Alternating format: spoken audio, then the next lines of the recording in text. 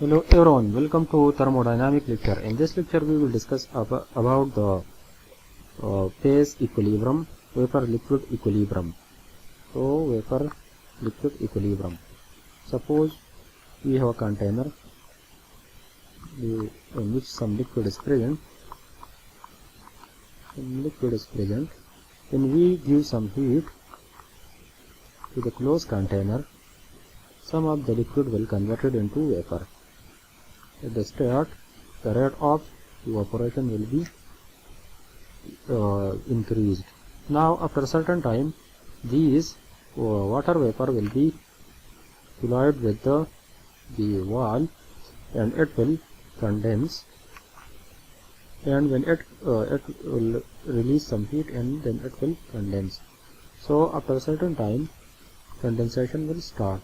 So, a time will reach when the rate of evaporation will become equal to the rate of condensation. Then at that time we will say that this system is in dynamic equilibrium. Dynamic equilibrium. Now how many intensive variables are required to specify this system? Suppose how many intensive variables will be required to specify completely this system. So it can be, the answer is given in the Gibbs phase rule. The Gibbs phase rule gives us that F is equal to C minus P plus 2, where F is the degree of freedom. C is the number of components, P is the phases, and this is the constant. So for this system there is only water, liquid water, and this is the water vapor. Water in vapor state, and here water is in liquid state. So how many components are there? There is one component, and the component is water. So there is one component, and how many phases are there? So there is one is liquid phase, this is the liquid phase, and this is the vapor phase. So there are two phases plus 2. So in this case the degree of freedom is 1. So only one component, only one intensive variable will be required to completely specify this system. That intensive variable can be pressure or temperature. For example, this is the pressure temperature graph.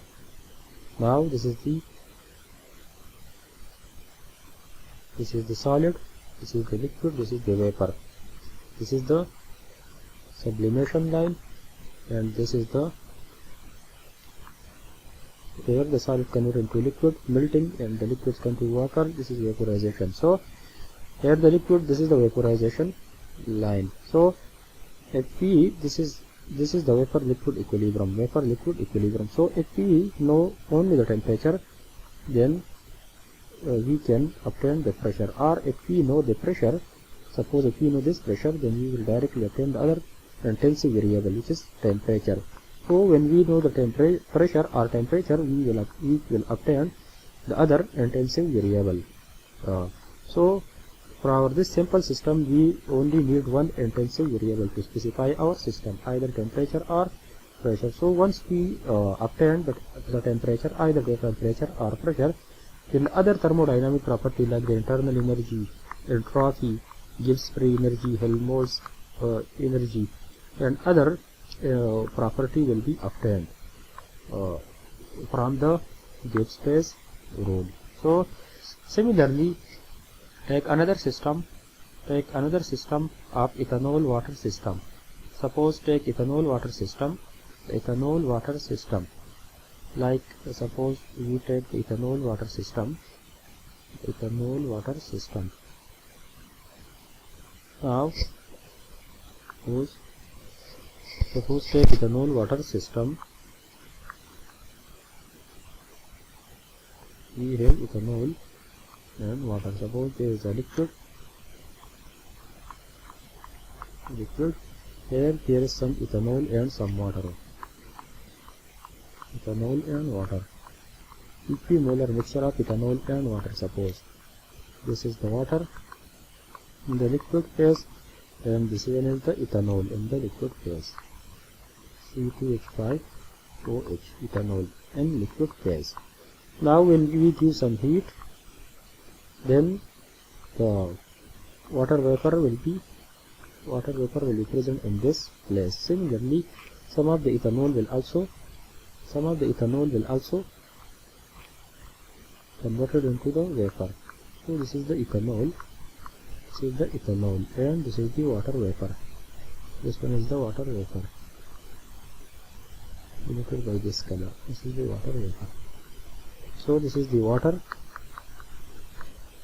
in vapor, and this is the ethanol in C2H5OH, which is the ethanol in the vapor. Now, how many intensive variable will be required to completely specify this system? So, from the Gibbs phase rule, which is C minus P plus 2, here there are how many components? One is the ethanol and other is the water. Ethanol, water. So, component is 2, and how many phases? One is the liquid phase, and the other is vapor phase. So there are 2 phases.